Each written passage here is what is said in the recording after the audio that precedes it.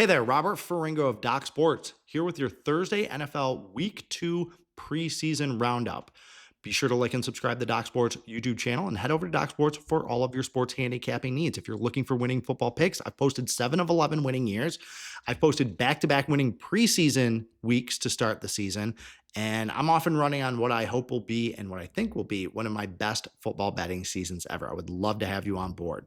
Okay, only 2 games on the Thursday card. We're kind of like softing into this weekend. Only a couple games on Thursday, 3 games on Friday, and then most of the teams play on Saturday. The NFL trying to line things up so that heading into week 1, most of the teams, except for those ones that have to fly to Australia, are on equal footing and equal rest. So before we get to those 2 games, first, a minor recap. We're not going to individually go through the games from last week, but the theme of last week was underdog and underdog and under, right? The under was the big play last week. The under went 12-4 in the 16 games played in week 1 of the preseason. That was a big shift from week 1 of the preseason last year in 2025, when 13 of 16 games in week 1 went over. Underdogs were excellent last week. Underdogs went 11-5 against the spread.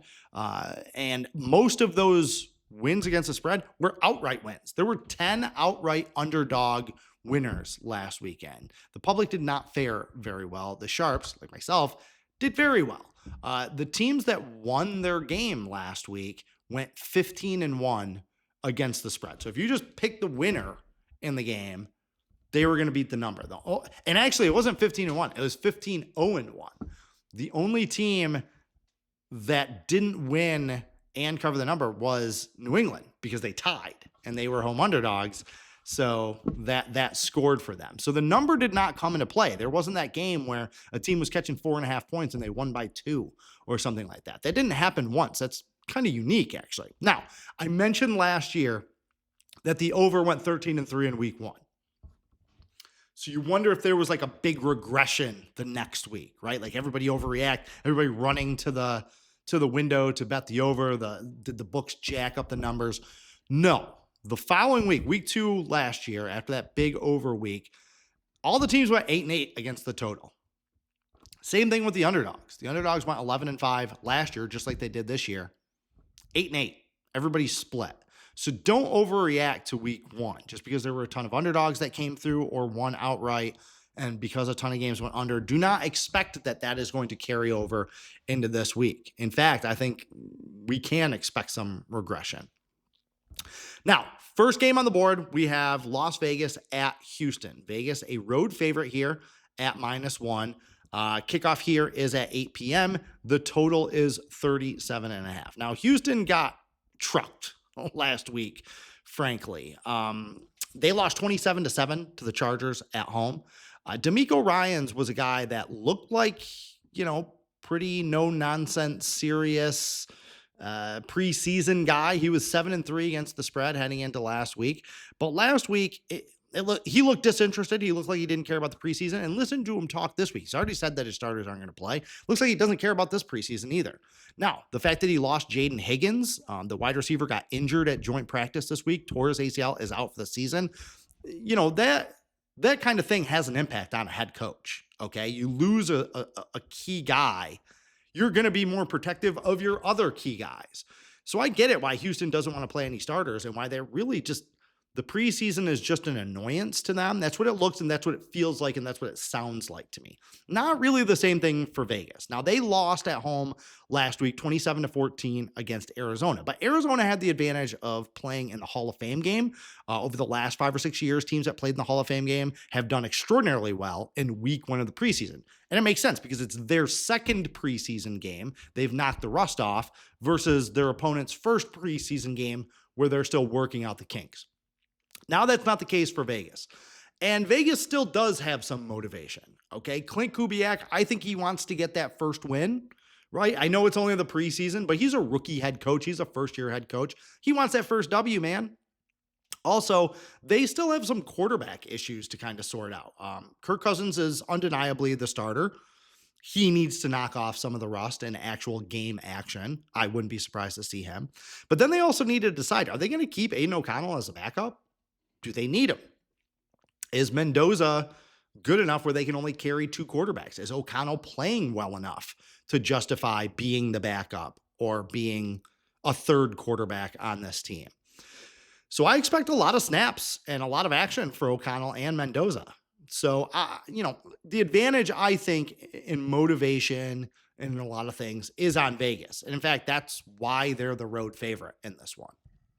Now, the second game also features a road favorite, San Francisco -1.5 against the Chargers. Now, I mentioned the Chargers, they went all out last week and they made Houston pay a little bit, winning that one 27-7. Harbaugh has been kind of up and down throughout his preseason career, frankly. But he had his team ready to play last week. And by all accounts, they dominated the 49ers this week in joint practices. They were the much better team. Last week, the Chargers racked up 23 first downs and 379 yards of offense. Remember, Mike McDaniel gets canned in Miami. Chargers swoop in and pick him up. That was a great hire, big pickup.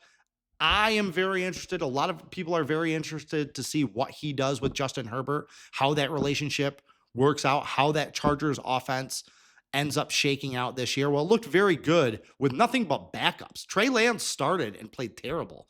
DJ Ayuangalele, think I got that right. I think I was close on that one. Came in and played awesome. And the Chargers scored 27 points.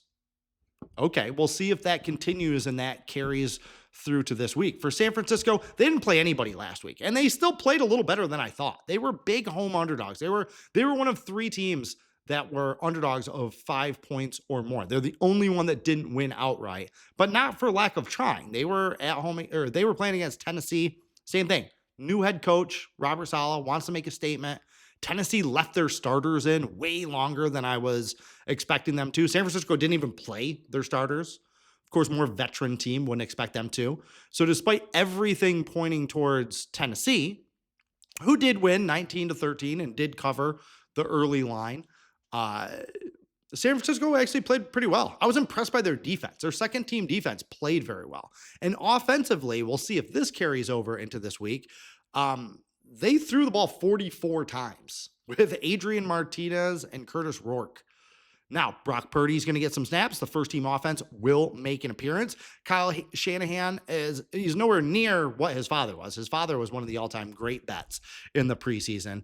Kyle is now just 11-18 against the spread, so kind of up and down. I don't think that San Francisco should be favored in this game. I don't like that. I like the Chargers here, I think, but as we mentioned, the underdogs went 11-5 in the first week. If you bet any underdogs, frankly, in the first 2 weeks of the preseason, you probably should be sprinkling on the money line also, because these teams aren't just winning against the number. They're usually winning outright. I could see the Chargers winning this one outright at home, but I actually think there's a little value on the over too, kind of looking at the over in this game, because if San Francisco is going to sling it around that much again, and I do still think that Mike McDaniels, he wants to make a statement. He wants to implement some of the pieces of his offense. He wants to get people on the same page.